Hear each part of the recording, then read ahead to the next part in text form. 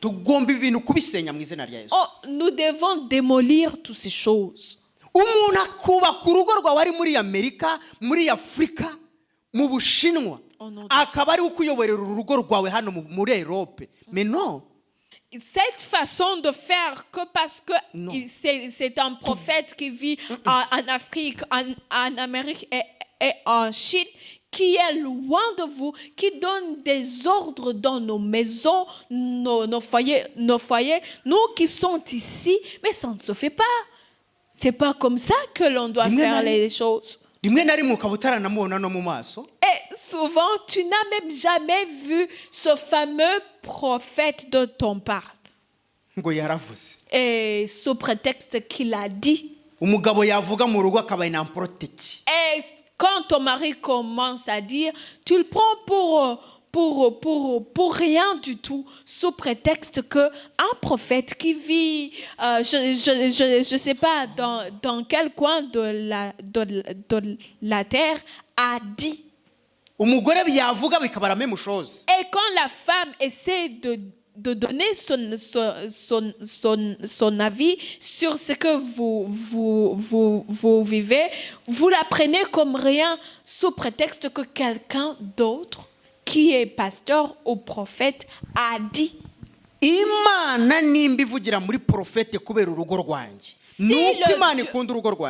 le Dieu utilise son prophète sur mon foyer, c'est parce que Dieu a des intérêts sur le bien-être de mon foyer. Ce prophète n'a pas le droit de dire des choses qui détruisent mon foyer parce qu'au final, c'est pas ça le but. Dieu aime mon foyer. S'il est capable d'utiliser un homme qui est très loin de moi pour mon foyer, il est capable de m'utiliser moi qui est dans mon foyer pour le bien de mon foyer. Dieu n'a pas peur de moi. Parce que Dieu le dit parce qu'il m'aime. Il faut se demander des choses, vraiment. Nous avons des idoles dans nos maisons, c'est pas possible. Nous avons des fantômes qui guident nos foyers. Ngo pasteur yaravuze, ngo prophète yaravuze, ukagendera muri ibyo ubuzima bwose. Le pasteur a dit, le prophète a dit, et ça devient comme des directives dans la maison. La Bible ne dit pas ça.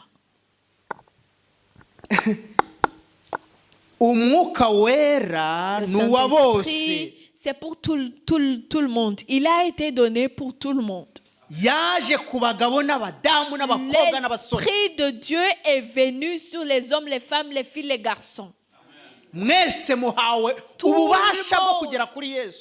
monde a eu le pouvoir d'arriver jusqu'au Seigneur. Non. Le prophète ne sert pas de pilier ne te sert pas de pilier pour arriver à Jésus. Non, tu as le droit d'aller jusqu'à Jésus. Il n'y a même pas le pasteur. Le jour que tu as connu Jésus, c'est le jour où tu as eu ton visa pour arriver chez lui. Tu n'es plus petit pour Jésus. Tu n'es pas petit pour lui. Je vais vous donner un petit exemple.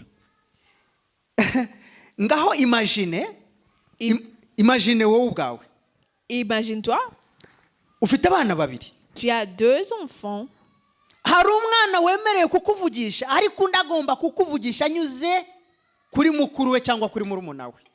Il y a un enfant qui veut te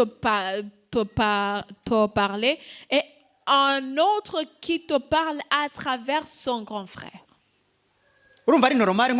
Tu penses que c'est normal, toi,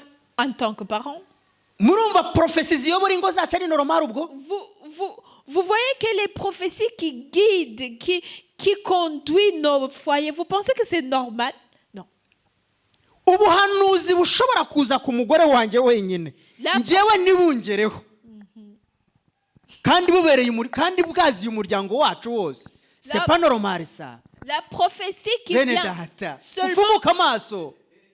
La prophétie qui vient seulement pour ma femme, qui ne me touche pas, alors que foyer, c'est de nous deux. Bon, je commence à en douter. Est-ce que ça vient de Dieu? Il faut ouvrir les yeux et réfléchir 2 fois. ubuhanuzi bwaje ku mugabo wawe gusa La we prophétie ntibukugeraho vient nk'umugore. seulement pour ton Comment? mari, mais ça ne te touche pas en tant que femme. Ça vient d'où? On se demande un peu. mufungure Il amaso faut murebe. ouvrir les yeux pour voir bien. umwuka wera abereye twese. L'Esprit de Dieu, c'est pour nous tous. Yesu yaziye twese. Jésus est venu pour nous tous. Alléluia. reka mbabwire nshuti Laisse-moi vous z'Imana dire, ndabakunda mes frères, je vous aime beaucoup. ariko sinzababeshya Imana itariyo. Mais je vous mentirai pas. Pourquoi? Je vous dirai pas des mensonges de la part du Seigneur, parce que nzarimbuka nimbabeshya. je mourrai si je vous mens. uyu munsi Aujourd'hui, hari ibigirwamana biba mu miryango tugomba il y a kubisenya. des idoles que nous avons dans nos familles, nous devons les détruire. ibigirwamana by'ubuhanuzi, Tous les ibigirwamana. idoles dans les prophéties, dans ubuhanuzi buzira umuryango ntibuzira umuntu la umwe. prophétie, c'est pour toute une famille, c'est pas individuel. uzi ikintu cyiza individuel? Sais-tu les genres de choses qui peuvent arriver, mais individuellement? ni icyaha. C'est le péché. aho ngaho C'est le péché. niho umukozi w'Imana guhamagara particulier kuyobora no kugusohora muri cyo. C'est le péché. C'est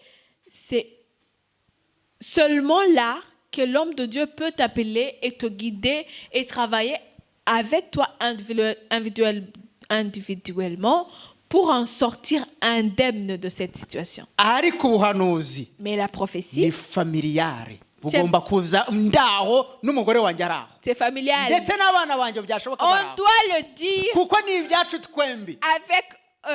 on doit le dire à un homme et à sa femme, et si c'est possible, et la présence des enfants aussi. kuko ni projet izatujyana mu Parce ijuru que twese. c'est un projet qui va nous amener au ciel, nous tous. ariko nimunsobanurira umuntu uteka ngo ibi ni iby'umugabo ngo ariko abana ntibabiryaho, ngo ibi ni iby'umugore ngo ariko abana ntibabiryaho ntibabirebeho. No, uri gisambo uzi n'ibyo ari byo uri gukora ntubizi. Explique-moi qui peut cuisiner et dire ça c'est pour le père et les enfants n'ont pas droit de toucher. Ça c'est pour la mère et les enfants n'ont pas droit de toucher. Non, ça ne se fait pas. Yesu yaziye twese. Jésus est venu pour nous tous. ubuhanuzi ni ubwacu twese. Les prophéties c'est pour nous tous. ijambo ni iryacu twese. La parole c'est pour nous tous. ukuri ni ukwacu twese. La vérité c'est pour nous tous. Ah oui. tuzagera kure kuko biturimo ntituzagera kure kuko abantu babiduhaye. Nous irons loin parce que c'est notre destinée. Nous n'irons pas loin parce que les gens ont dit que nous irons loin. ngiye kubaha urugero. Je vais vous donner un autre exemple. muri Afurika twajyaga dusenga. En Afrique, on avait l'habitude de prier. wagera ahantu Imana ikakubwira ikintu. Et arrivé à un moment donné, Dieu nous parlait. ariko ugasanga si uri uwa mbere ukivuze. Mais tu trouves que tu n'es pas la première à dire la chose. wamara kukivuga wamara kuhava kigahita gisohora. Et après ton départ, la chose se réalise. agahita ahamagara abantu ati nawe n'umukozi w'Imana udasanzwe ataravuga bigahita bisohora. Et les gens C'est pas vrai. commencent à crier, j'ai vu un homme de Dieu pas comme les autres. Et quand il dit les choses, ça s'accomplit. yahuje n'isaha y'Imana isohoye igeze. C'est pas ça. La personne a dit au moment opportun. noneho bihita byitirirwaho. Et Le mérite revient à l'homme de Dieu qui a prié, alors que non. bakaguhamagara munsi Puis telefone nive ku on matwi t'appelle chaque fois. ati n'umuhanuzi uvuga On t'appelle, bigasohora. tu es un C'est pas prophète vrai. Et quand tu dis les choses, ça se réalise. C'est pas vrai. yahuje n'isaha y'Imana isohoye ku buzima Il bwawe. a parlé au moment opportun. nguko ukuntu abantu baba mu buyobe C'est comme ça que ngo hari umuhanuzi wihutisha ibintu ntawubaho.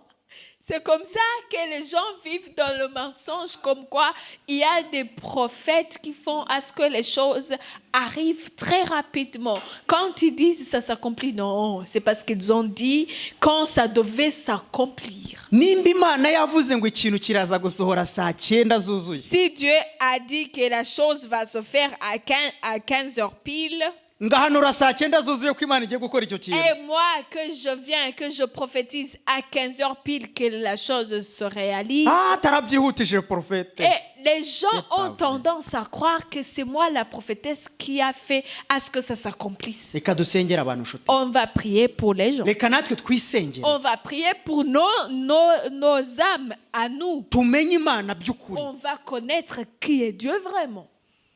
Alléluia. Yesu ko yari ejo niko n'uyu munsi ari. Tel qu'il était hier, il est de la même façon aujourd'hui. Il est le même. Nongere mbabwire, Laisse-moi vous dire encore. nta Mana itanga umugisha muri 2025 itazawutanga muri 2026. iyo Mana yawutanze 2024 ni nayo Mana ya 2025 ya 2026. Amen. Iminsi yose. Alléluia. Le Dieu même qui sait bénir en 2025, il saura bénir en 2026. Ce n'est pas le Dieu qui devient incapable ou inapte parce que c'est 2025. Non. De la même façon qu'il a donné en 2024, il donnera en 2025, en 2026 et tous les temps. Amen. Alléluia. Imana itanga umugisha buri munsi. Dieu bénit tous les jours. Nta munsi particulier.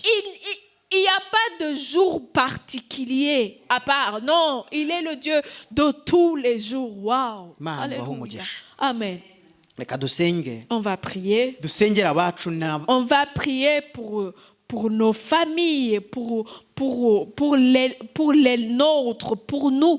Hamagara umugisha wawe. Appelle tes bénédictions à toi. Nyagasani Mana yacu. Dieu Père. Ndakwinginze nguze mu buzima bwacu. Je te demande de venir dans nos cœurs. Satani yatubeshye kenshi. Le diable nous a menti très souvent. Presque Yatubeshye ibidafite n'umumaro il byinshi. nous a menti et il nous a dit du n'importe quoi. Yaduhagaritse ku musozi utari wo.